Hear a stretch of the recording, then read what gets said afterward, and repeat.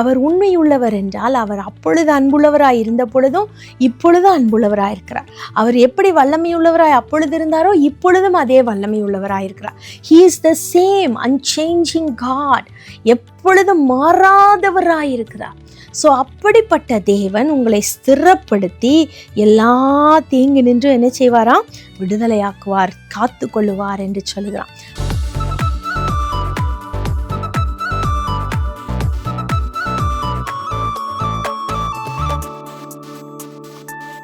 ரெண்டு தெசலோனிக்கர் 3ஆம் அதிகாரம் 3ஆம் வசனத்தை நம்ம வாசிக்கும் பொழுது அங்கே பவுல் சொல்லுகிறார், கர்த்தரோ உண்மையுள்ளவர், அவர் உங்களை ஸ்திரப்படுத்தி தீமை நின்று விலக்கி காத்து கொள்ளுவார்.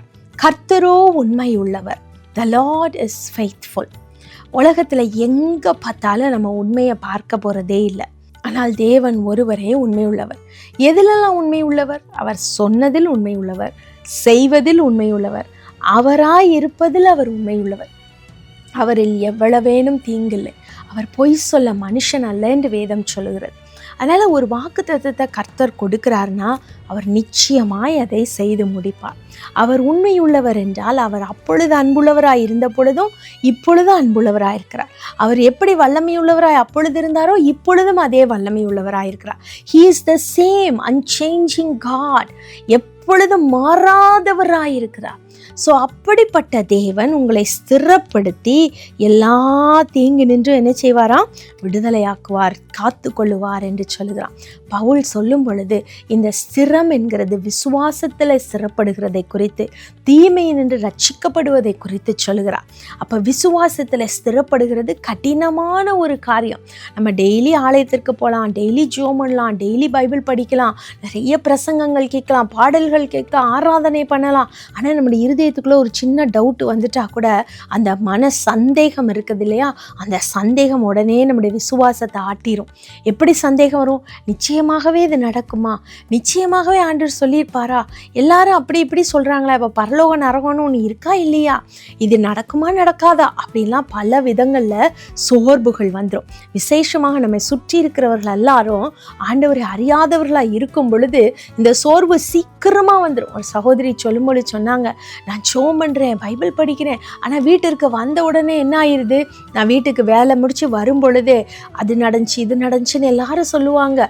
சரி வாங்க ஜெபம் பண்ணலாம் அப்படின்னு சொன்னால், ஜெபிச்சு என்னங்க பிரயோஜனம், அதெல்லாம் தேவையில்லை அப்படின்னு சொல்லிடுவாங்க. அவங்க இயேசுப்பாவை அறிஞ்ச குடும்பம்தான், ஆனாலும் கூட இதனால என்ன பிரயோஜனம் அப்படின்னு சொல்லிட்டு விட்டுறாங்க. அதை நினைக்கும் போது எனக்கும் விசுவாசம் போயிடுது, நானும் ஸ்திரமாக இல்லைன்னு சொன்னாங்க. ஆமாம் பிரியமானவர்களே, ஸ்திரப்படுகிறது என்பது விசுவாசத்தில் ஸ்திரப்பட வேணும், கர்த்தருக்குள்ள ஸ்திரப்பட வேணும். நிச்சயமாய் அவர் தன்னுடைய சைட் ஆஃப் த ஃபெய்த், ஆண்டவர் என்னென்ன செய்யணும், என்னென்ன உங்களுக்கு நன்மையாக வச்சுருக்கணுமோ அதில் அவர் உண்மையுள்ளவராக இருக்கிறார்.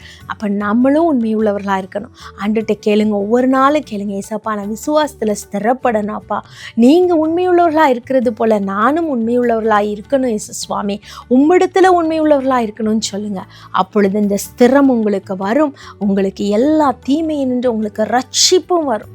தீமையை நின்று கர்த்தர் விலக்கி காத்து கொள்ளுவார். அப்படியே நம்ம அப்படியே அலசடிப்பட்ட ஒரு நாணலை போல நம்ம இருக்க மாட்டோம். ஸ்திரமாய் தேவனுக்குள்ள பனையை போல நம்ம செழிப்போம்.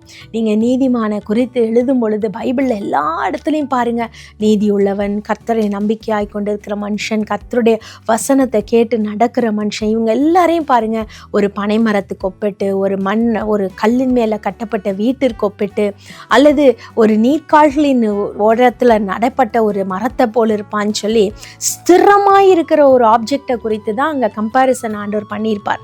ஸ்திரமாக இருக்கிற ஒரு பொருளோடு ஒப்பிட்டு தான் ஒரு விசுவாசியை ஆண்டவர் அங்கே சொல்லியிருப்பார். எந்த ஒரு விசுவாசியோ மணலை போல இருப்பான் அல்ல நாணலை போல இருப்பான் அப்படின்னு ஆண்டவர் சொல்லலை. அப்போ அந்த ஷேக்கிங், இந்த ஃபெய்த் நமக்கு இருக்கக்கூடாது. ஸ்திரமாய் நாம் இருக்கணும். அப்போ ஸ்திரமாக இருக்கணும்னா என்ன செய்யணும்? ஆண்டவருக்குள்ளே நம்ம இன்னும் பலப்படுத்த உதவணுங்க. ஆண்டவரே இன்னும் பைபிள் படிக்கணும், இன்னும் ஜெபிக்கணும், இன்னும் நான் ஆண்டவருக்குள்ளே நெருங்கணும், அப்பா எனக்கு அதுக்கு உதவி செய்யுங்கன்னு ஆண்டவர்கிட்ட கேளுங்க. பரிசுத்த ஆவியானவர் உங்களுக்கு உதவி செய்வார். ஜெபிப்போமா? அப்பா, உண்மையுள்ள தேவனாக இருக்கிற நீர் எங்களிடத்துல உண்மையுள்ளவராக இருக்கிறீர், ஸ்திரப்படுத்துகிற தேவனாக இருக்கிறீர். நீர் ஒரு நாளும் எங்களை அப்படியே அலசடிப்பட்டு அலைய விடுகிற தேவன் அல்ல அப்பா. கடல் அலைகளைப் போல அலைய விடுகிற தேவன் அல்ல ஆண்டவரே. நீர் எங்களுக்குள்ள இருக்கிறவர், எங்களை ஸ்திரப்படுத்துகிறவர். விசுவாசத்தில் நம்முடைய பிள்ளைகளை ஸ்திரப்படுத்தும். நீர் உண்மையுள்ளவராய் இருக்கிறபடினாலே தீமை நின்று அவர்களை ரட்சித்துக் கொள்ளும். நீர் உண்மையுள்ளவர்களாய் இருக்கிறபடினாலே வாக்குத்தத்தங்கள் அனைத்தும் நிறைவேறச் செய்யும். நீர் உண்மையுள்ளவராய் இருக்கிறபடியினால எல்லா நன்மையான காரியங்களையும் அவர்களுக்கு கொடுப்பேன் என்று சொன்னீரே, கொடுத்தருளும் அப்பா. சோர்ந்து போயிருக்கிற நேரங்களில் சத்துவத்தை கொடுத்து பலப்படுத்தும். இயேசுவின் நாமத்தில் ஜெபிக்கிறேன் நல்ல பிதாவே, ஆமென்.